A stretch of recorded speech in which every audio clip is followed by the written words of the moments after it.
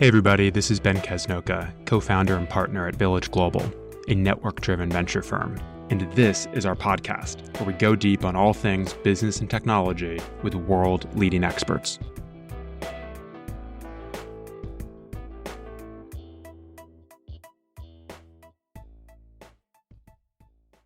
Hey everyone, this is Ben Casnocha, partner here at Village Global. Today, we're really excited to have Michael Balaoing on the program, a world-class, world-famous speaking and oral communication coach. Michael, welcome to the Village Global podcast. Thanks for inviting me, Ben.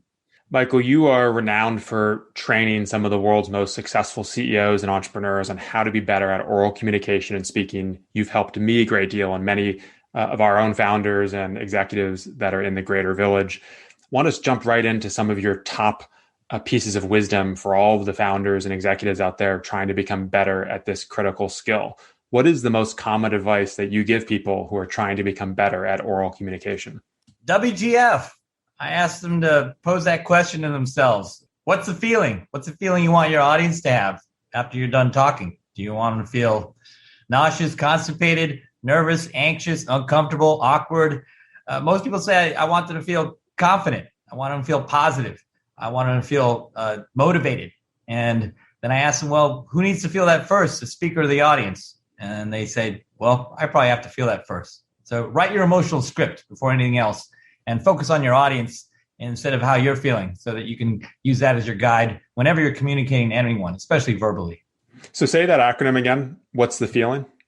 WTF. What's the feeling? Okay. Yeah. Gotcha. All right. I was just making sure I heard that right. So WTF, what's the feeling? So what's the feeling you want to evoke in the audience? So it sort of starts with the sort of foundational principle, right? Of know your audience, know who you're speaking to, understand the objective of the interaction, right?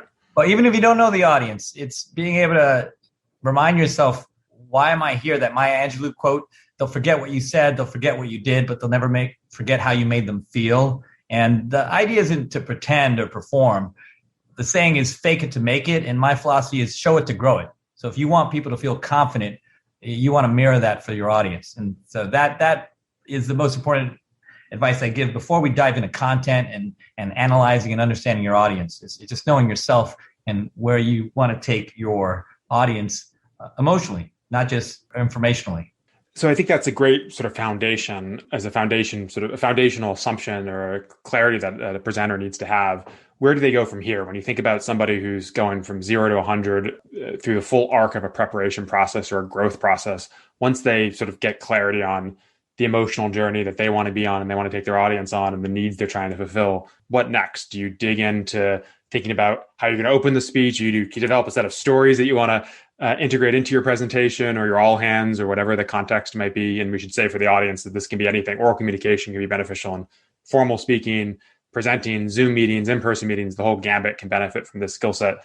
But Michael, sort of what are the next few things that you would cover with a client who you're coaching who's trying to get prepared for one of these sorts of presentations? Well, I definitely want to give you strategy, structure, skills, tips, and techniques. But first, I want to wave a magic wand and reframe your role. So the first thing is just your mindset, how you view audiences and your chance to talk to one person or a million people. And there are these 4 roles I ask you to think about. And it's not speaker, presenter, educator, or even entertainer. That's too much pressure and responsibility on just you. The first one is you're a team captain. And guess who's on your team, Ben? Everyone in your audience. And your goal is to get them to feel like they're on the team and in the game. So it's full participation, virtual or in person. The second reframe is you're also the captain of a plane. And as a pilot, the 2 most important parts of a flight, if you're in charge of the plane, is the takeoff and the landing. So can you think about how you start and stop your presentation or your conversation? And the last 2 roles are you're a guide. Any conversation, you're taking us on a trip and you want to be able to not only map that trip, but also clock it. And the final role beyond team captain, pilot of a plane, and guide of a trip is can you not only give us answers, but questions? Because what makes more money than music and movies combined? Games. And people love games. So your role when you communicate with people, if you want them to learn or remember what they learn, is to play game show host. So those are the 4 roles that help you reframe how you see yourself and also take some of the pressure off of you presenting. And I can go into specific hacks on how to plan a presentation, how to improve it, and to work on other things that entrepreneurs have to plan. Yeah, well, that's really awesome. I love the idea of being a team captain and being the captain of the plan and so on. And maybe just starting with the team captain sort of metaphor. So what does that specifically imply? Like if you're the captain of the team and the audiences are your players, I guess that implies a sort of leadership level energy that you need to bring to the task, right? Yes, leadership and most of all, engagement. So instead of you just talking at an audience or a person, it's you being able to involve them and make them feel like they're learning, because everyone feels, especially with Zoom and all these video calls, they're just being talked at. So how do you make people feel like they're part of whatever you're communicating? And as far as the quick hacks, I'll give you the top 3 hacks I give anyone I coach. And it's 3 steps. It's based on this premise that a good story is memorable and entertaining, informative, surprising, but the great story is retellable. So how do we focus on making sure whatever you communicate, answer to a question, the story you're telling, people not only remember it, but understand it and repeat it. So the way to test for both resonance, virality, what will stick and what will spread is 1, practice with a partner and record it on your phone. First step is just rehearse and record, not in front of a mirror, but to be able to get feedback from a partner. And the second step, Ben, is that feedback is a 4-letter word. Most people say it's a gift, but I think it's data. And you get better data by asking better questions. So instead of you asking me, Ben, after you practice a presentation, a pitch, how did I do, or what did I do wrong? The better data questions that I've tested with 30,000 people, 100 companies, 50 countries of the last 10 years, but who's counting, is asking these 5 feedback questions. It'll give you specific data to improve whatever you're communicating verbally. And let's distinguish writing versus speaking. So when you practice let's say your answer to an important question that a VC is asking you, you want to ask, first of all, what do you remember and why? That's important because if you don't test for recall, you can't test for retellability. If they don't remember it, they're not going to repeat it. And the other reason why you want to ask somebody, what did you remember from what I just said, is because it helps you understand who your audience is and what they're listening for. So it helps you know your audience. Just to jump in for Michael, you're on fire. So I don't want to take you too far off, but I think it's interesting in the entrepreneurial VC community, for founders who are pitching VCs, you're often pitching one partner, one team member of the venture firm. And quite literally, the way that 99% of venture firms make a decision is that person who you pitched has to retell your pitch to their partners to get buy-in on what you're doing. And so, tactically, sometimes founders will say, we'll try to help the person they pitched write the internal investment memo that will circulate internally to increase the odds of their deal getting done. But this idea of even in a quick elevator pitch, delivering a pitch that can be repeated, delivering an anecdote or story that can be repeated is essential for raising venture money. Of course, this repeatability dynamic that you're talking about, Michael, I think is critical across all realms of formal communication, but it is especially pertinent for founders pitching VCs because you almost never pitch the full partnership in the very first meeting. You're pitching a person and you're trying to hope that person becomes your ally inside the firm. Exactly. Your ally and your advocate. How are others representing you, whether it's one person or a committee of people? And back to the retellability, you just want to play the telephone game. Remember that as a kid, broken telephone, someone would say the word dog, and then 5 people later would come out Afghanistan. Like, wait, that's not what I said. We're focusing too much on what we say and not enough on what people hear. And more importantly, what do they repeat? That is the simple hack for you to practice with a partner, record it on a phone, ask some feedback questions, and then find out what other people say when they're asked, why should we invest in this company? And just to recap the feedback questions, Ben, there are 5 easy questions. What do you remember and why? How did you feel and why? What did that tell you about me? Your testing perceptions and judgments. What did I do well and what could I do even better? And that simple hack, doing those 3 steps, practicing with a partner on the phone, asking these 5 feedback questions and practicing 2 to 3 times, and then asking your audience, what did I just say? And they say it in their own words. That will give you enough data to quickly improve whatever you're saying to any audience. Repeat those 5 questions again, Michael, just because they're so great, but just go slowly through them. Sure. First question is, what do you remember and why? Okay. Second question, how do you feel and why? Third question, what did that tell you about me? Fourth question, what did I do well? Final question, what could I do even better? I mean, what I love about that is a couple things. First, you're soliciting feedback from others, which can be hard for people. And as a mutual friend of ours, Michael likes to say, you have to demand feedback if you want to get feedback. It's not enough just to ask; you have to demand it. And so, demanding honest feedback from a test audience in this case, or friends or family, whoever you're practicing with, I think is essential to getting ready for prime time. It also involves doing something. You talk about recording yourself as you do this and then getting feedback from the people you practice in front of, or showing the video to somebody if you don't have somebody around in these COVID times. A lot of people don't like to record themselves. It's a funny, like, just sort of little blip that people sometimes have in their own logic or their own sort of level of comfort. And my friend Tyler Cowen, the economist, once wrote something that I thought was so funny. He said, like, is it a surprise that a lot of people don't like hearing the sound of their own voice? Like, they don't like listening to podcasts of themselves or watching videos of themselves. Is it a surprise that that's true? And what's also true is most people are terrible at oral communication. Like, if you can't get over the fact that it's somewhat awkward to hear yourself, you will never become a world-class oral communicator, because recording yourself and listening and asking these same questions to yourself, like, what do I remember the thing I just said? What stuck out to me? What seemed to land as it came out of my mouth? And then sending that video to others and getting their feedback and dealing with the awkwardness of them hearing your voice, squeak on this recording. You got to get over that to get better. Yeah, I agree completely. I hate watching and listening to myself. And people are like, well, don't you eat what you cook? And I say, well, you record yourself, yes, for your own reference, but most of all to get feedback from other people. And it's the fastest way to crowdsource feedback. Say, Ben, listen to this for 5 minutes and give me your thoughts on these 5 feedback questions. But it's an easy reference. It also allows you to baseline and benchmark good, better, best. It's a great way to create your own library of you communicating so that you can share it with other people so they can learn from you. Thinking back to the point you made just a couple minutes ago, Michael, about engagement, we were talking about being the team captain and trying to engage your teammates and your team members, right? If you think about any effective leadership role, right, a world in which your followers are staring at you, expressionless for 60 minutes straight is usually not the sign of someone who is commanding the loyalty and engagement of his or her followers.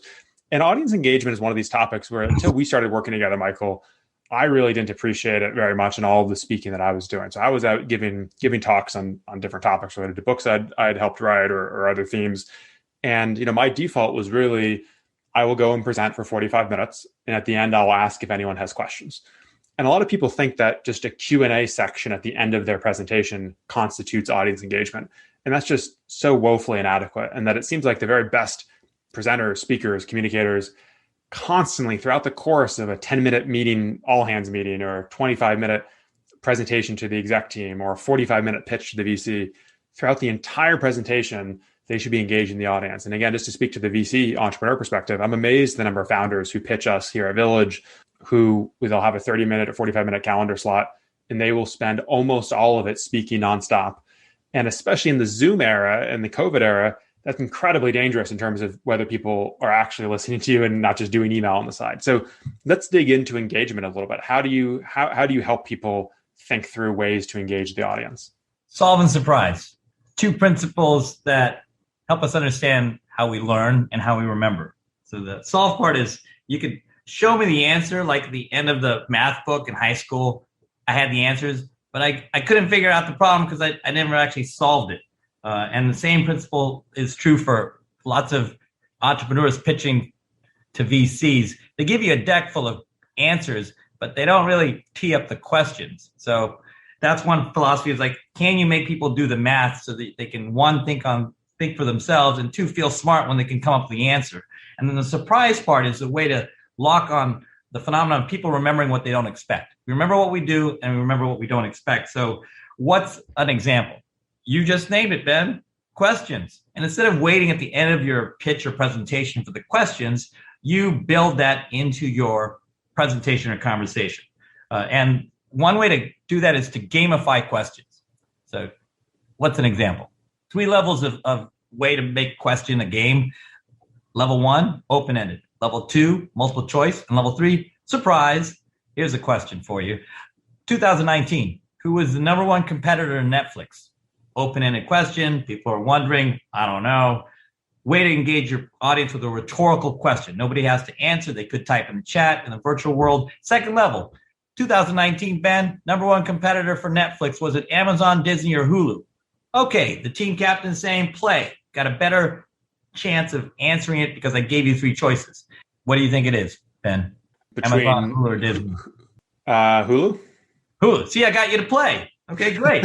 And third level of the game is none of the above, Ben. And you think this is this dumb game. You can give me a fourth choice, none of the above. And the answer is Fortnite. And you're thinking that's not even a media company. It's a game. And the point is, Netflix is not a media company. It's an entertainment company. When tens of millions of kids are playing a video game, they're not watching Netflix.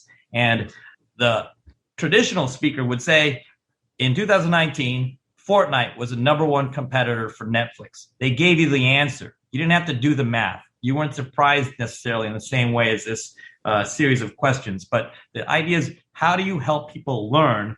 And the other way you can do it is, there's a technique I teach everybody, YMBA. Remember this? Okay, so hold on, just before you go forward, I just to underscore that, because I think that's such a great example, and I'm having flashbacks to when you helped me craft various speeches over the years, Michael. Because so someone like level 0, flashbacks in the best possible sense of the word, just to be clear.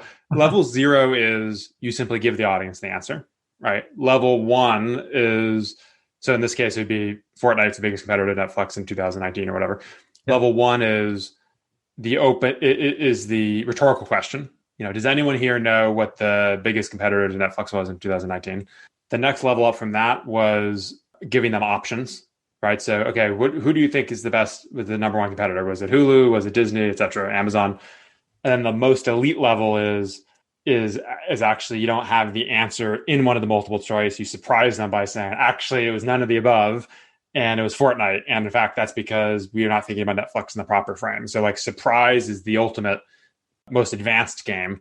Did I capture that spectrum correctly?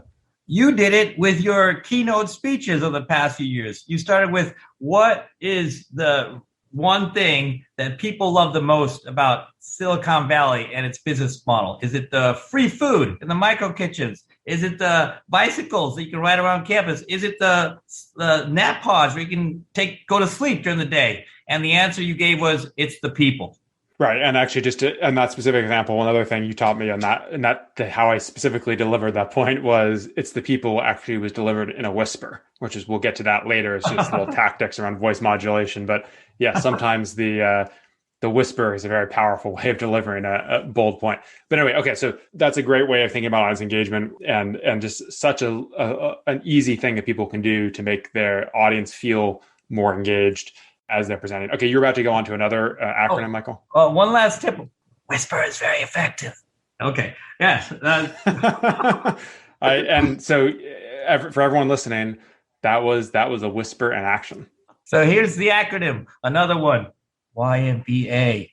I ask everyone before they talk to their manager, their investor, YMBA is, you might be asking, you might be wondering, you might be thinking, and you should be able to list and rank the top questions, concerns, objections, risks that your audience has.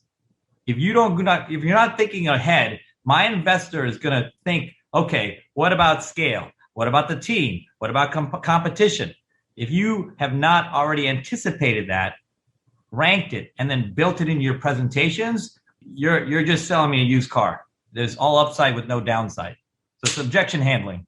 Fascinating. Okay, so maybe going back, because there's so much territory we want to cover, Michael. We talked about sort of this team captain and engagement dynamics. Can we shift to talking about opening and closings? And how do you tend to advise folks? Because when I'm always giving quick tips to our founders or other friends of Village, I often insist that they go into a meeting or a presentation knowing exactly how they're going to open and exactly how they're going to close. And sometimes just that's because those matter for making your point and making a good impression, but also because I think it can reduce nerves a little bit if you're anxious or have nervousness around a crucial conversation or presentation. Just feeling like you have the script down for how you open and close will allow you to be more calm as you enter sort of the main stage. So what advice do you have on how to open and close presentations, Michael? Be a good pilot. The opening and closing matter. They're what I call the bookends.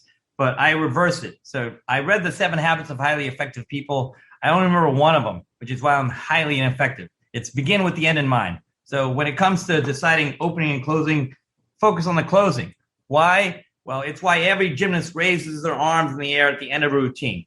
It's recency bias. Whatever you see and hear last is the easiest to remember. So with your closing, here are 3 ingredients to stick your landing, to use the gymnast metaphor. Summary, sequel, and surprise. What does that mean? First one is essential for anything you communicate. The summary is to answer this set of 3 questions. Know, do, feel.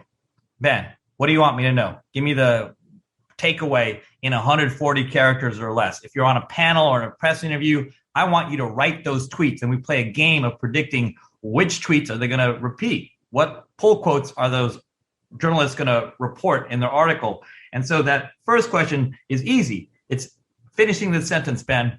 Hey, if you remember nothing else from what I've just said, it's finish that sentence with the takeaway. The do is what's the call to action based on that insight. And once you have identified the action, which is invest, give me my Series A, or tell other people, or think about these questions, then you can answer the third question. What's the feeling that will drive the action?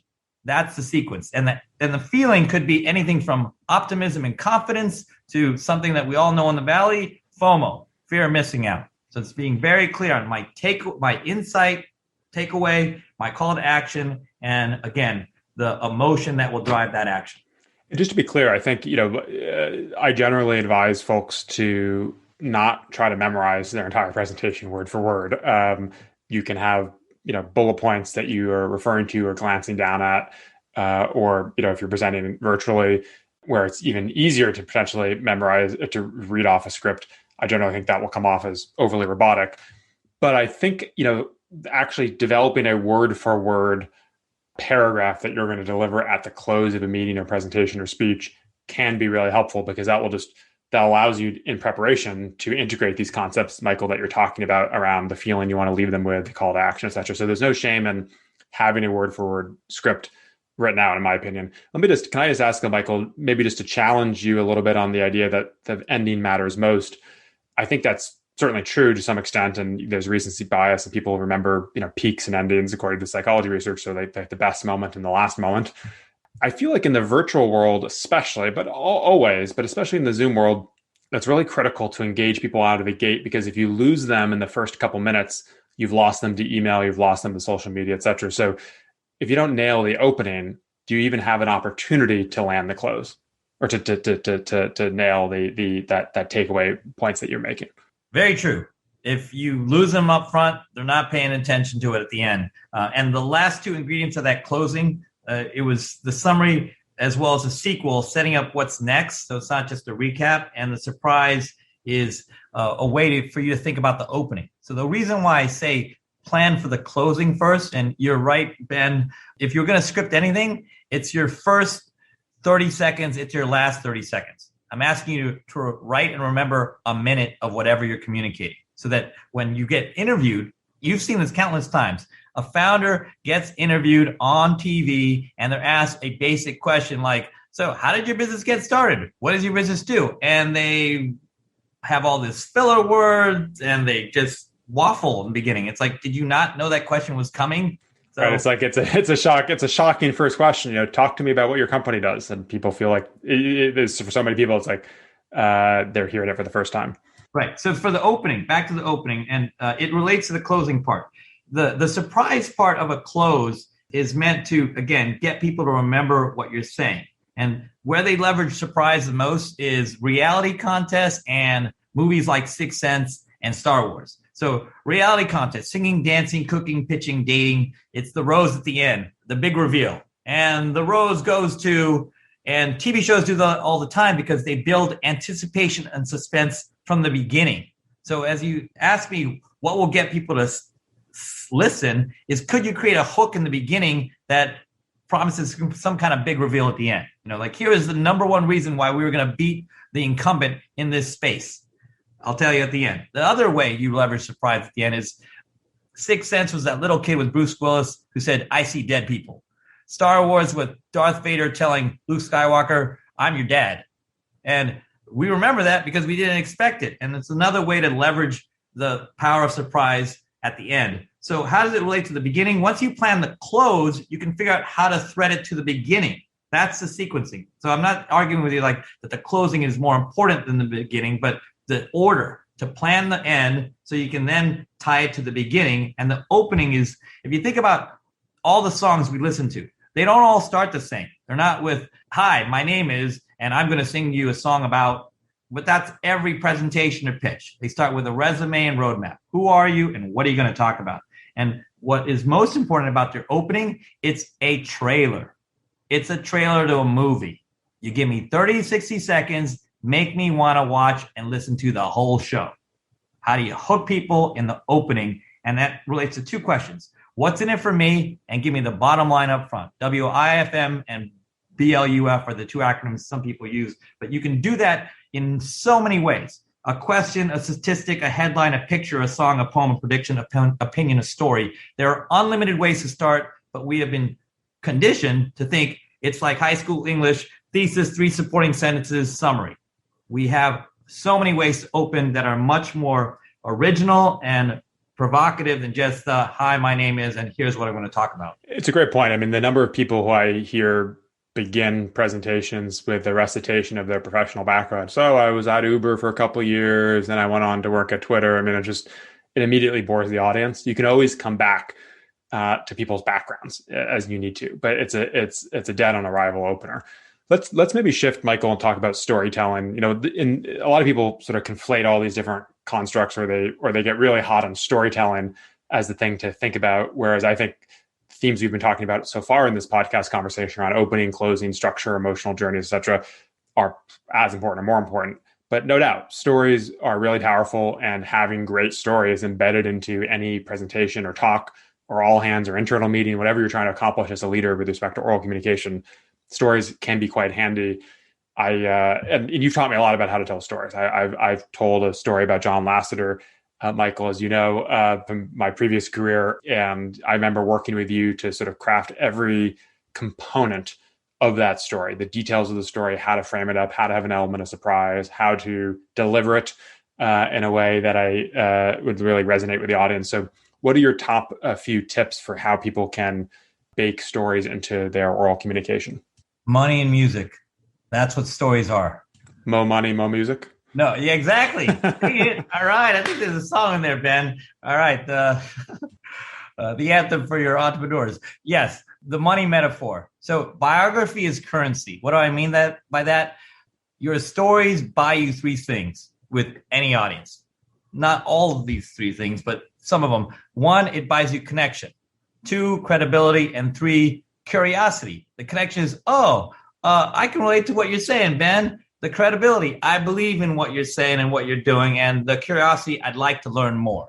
And so that's why stories matter. More than facts, more than tables and charts, stories allow us to connect and to convince and to lead to conversations. The music metaphor is Spotify, Pandora, Google Play. We organize our songs into playlists. We should do the same thing for our stories. How do you know what stories to tell? Well, just like with songs, you get requests. And I track stories based on FAQs, frequently asked questions.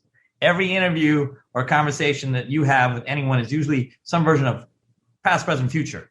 Usually it starts with the present and it goes back to the past. It's some version of what do you do? What have you done? How do you end up here? And what's next? And for every one of those FAQs, I tell you, you need to come up with the soundtrack for your business, for your company.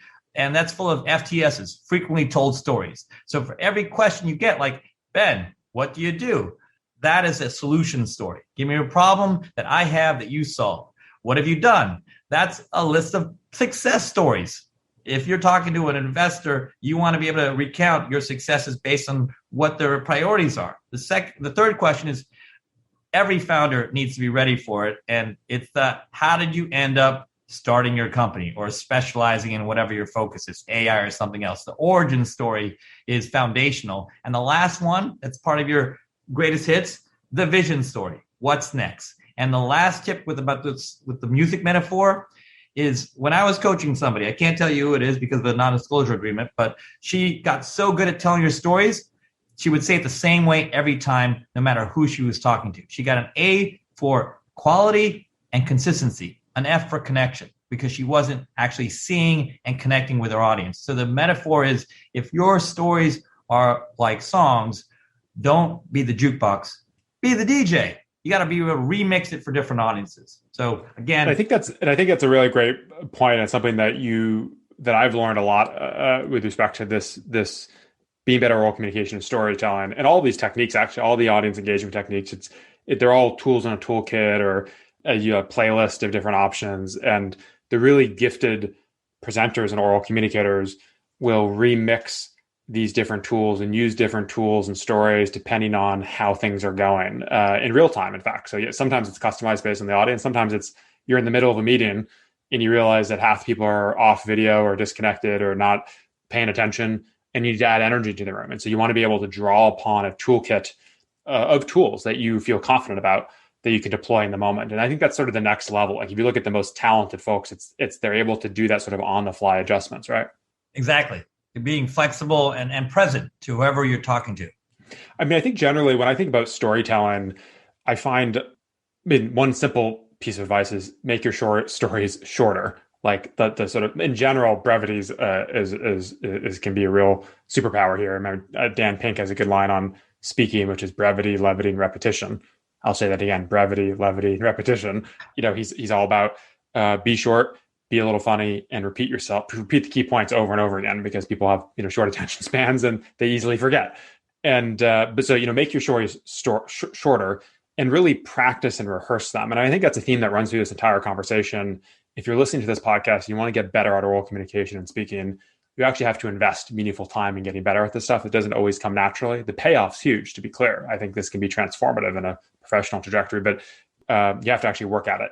And with respect to stories, don't just wing it. I mean, don't wing any part of a presentation, I would argue, but especially don't wing stories, because a story that's not prepared is a story that can ramble and go on, and you can lose the audience to the punchline. So have it be crisp and tight and know exactly where the payoff line is, know exactly where the hook or surprise is, or know exactly how you're going to bridge that story to whatever the main point is. So it can be fraught territory if we're not prepared. Exactly. And it is not a superpower to make a long story longer. Exactly right. So maybe just as we get to the end part of our conversation, Michael, we're recording this in February 2021. Obviously, the COVID-19 pandemic still in full force. A lot of Zoom meetings, a lot of virtual presentations. Anything that you're advising your clients these days on how to win virtually that might be different from traditional in-person advice? So the blessing of virtual communication online is the no need. You don't have to prepare for standing in front of an audience and figure out where do I turn and how do I use all this body language to be able to tell my story. You can actually have your notes or your script right in front of you on the screen. You don't have to memorize everything. And it also has been easier for introverts, as I've been told. Like, okay, I don't have to worry about all these people on stage as I'm looking at the audience. The advice I give everyone is, with the virtual communication, always have a plan C, which is the computer crashes, have some backup. And the most important thing is audio matters more than video on virtual communication. And the three areas I always focus on, Ben, are vibe, voice, and visual. First, the vibe is like, what's the feeling? Regardless of what your content is, we'll get a feeling of whether you feel like I have to do this is a drag, or I get to do this, I'm actually enjoying this. The voice part, you spoke to the power of whisper and getting loud, or the speed of your voice, when you can plan your pause. And again, build that in when you ask questions or when you have a big reveal or a punchline. And the last part about your voice is to watch for filler and jargon. And the visual part is the most challenging that I've discovered is, where do you look? Do I look at that green dot on top of my computer? Do I look at my notes? I have to look at both. And it's important for you to be able to connect with a spot to look at, but also in your mind, am I having a conversation with someone? So I actually take a picture of my grandma, who's my favorite person in the world, on my computer, so I feel like I'm talking to someone instead of a screen. And then the last tip is on your hands. A lot of people use hand gestures, but they're either below the screen or they're above the screen, and they don't mean anything. So it's making sure when you move, it means something. And I think the last tip I would give everyone is to just, again, be present. Because all the storytelling advice I've given people doesn't matter if you don't actually believe in what you're saying and connect to the audience you're talking to. I'm glad you raised some of the voice modulation points because we hadn't gotten to that in this conversation, but I think that's key, whether it's in person or virtual. I don't think it's a virtual only tip, but this idea that I learned from you, which is that change creates energy. So you can talk really, really quickly, and that can work if that's your natural pace. Or you can talk really slowly and deliberately, and that can also work. But the thing that has the most energy in a presentation is to vary and to go back and forth. And similarly with the volume of your voice, right? You can whisper and you can talk really, really loudly, and you can go all the way up and down that spectrum. And so I think there's a lot that you can play with there. And when you're trying to keep a virtual audience engaged, or any audience, but especially a virtual audience where you're talking to people that are just one click away from potentially something more interesting, it's key to use your voice to keep people engaged. And when I think about some of the most boring presentations or speeches that I've ever seen, it really is the monotone, right? It's same pace, same tone of voice, very little change, and thus really low energy. You are correct. Yes, exactly. And as far as playback, Ben, I ask you to record yourself so you can play it back at least three ways. One is like audio and video. Second is just the video, so you can see how you're coming across. Are you a statue not moving with moving lips? And are you erratic and having all this distracting movement? The audio is important so you can listen for what you just said, the voice modulation. So it's like you have three different experiences: just sound, just video, and both. So maybe just to wrap, if folks want to get better at this set of skills, there are a lot of things that one could do, right? There are books that have been written, there are various websites, there's videos. I mean, you and I have talked about Tony Robbins and his gifts, and I've certainly watched a lot of Tony Robbins. You could do worse than watching him for a couple hours on YouTube and just trying to emulate a lot of his techniques with respect to audience engagement. He's, for my money, the most talented public speaker in the world, or at least he was at his peak. So there's a lot of ways to learn. Of course, there are also workshops and coaches that people can hire. How would you sort of advise that people make sense of the landscape of advice or opportunities for personal growth and development here? When should they hire a coach like yourself and really work intensively versus sort of scanning YouTube or buying a book and doing it more on their own? It depends on the stage you're at, Ben. So the 3-step dance for anything verbal is content, structure, and delivery. What am I going to say? How will I say it in terms of the structure? And then how will I stand and deliver with the voice modulation, the body language? And for most people, once you have the script and the slides locked in, you just focus on the delivery. Go to Toastmasters. Own the Room is amazing. And the second step is structuring it. How do you actually plan the opening, the closing, the questions in the middle, the stories you're going to tell? And the first part is actually the most interesting and the most challenging. And it's where I focus my energy as an attorney as well as an advisor to companies, is not just telling the story, but finding the story. That is actually the most challenging part. It's not the cosmetic here, do these things to make it sound better. It's actually figure out what is the story up front. And there are a lot of different ways to find that, but you want to ask yourself, what do I need? And do I have a coach, a tutor, advisor who can help me with any parts of this puzzle? Like, what do I have to say, the content, or how I'm going to put it together in a presentation, the structure, or the actual delivery part? And what I found, there are very few people who can do the whole thing. Totally. And I think it's a great point. I think a lot of coaches or experts on public speaking and communication, you'll find out there, will sort of obsess about, making eye contact or, how to stand with poise on stage, things like that. And those things can be important. But there's an underlying set of issues and challenges related to the actual content itself and the stories that are actually interesting. And sometimes, entrepreneurs I talk to or friends in business will say, well, how, this coach is not an expert in biotech or not an expert in whatever the field might be. But I think if you're a great coach or you're a great consultant in this area, you're generally smart enough to get up to speed enough to be able to be useful in actually thinking through content and narrative arc. And so I'd say as I think about the landscape of sort of self-development on this area, there's a lot that one can do on one's own, watch some videos, buy books. There's lots of low-hanging fruit that a lot of people can pick to better themselves in this area. If you want to go to a class or engage a coach, think about sort of the minor leagues and the major leagues. I think the minor leagues of coaches will help you improve on the margins with respect to things like voice modulation, maybe some audience engagement, pace and posture, if it's an in-person context, et cetera, they're unlikely to have just the raw horsepower or interest even in engaging with the substantive material itself. And I think at the major league level, that's what you get. You get sort of the aesthetic improvements, but you can also dig into the content itself, even if they're not a true domain expert, and think through, okay, in what order do I want to say these points? What is the narrative arc here? What is the interesting takeaway for this audience? And I think that's what you get when you pay for that kind of advice.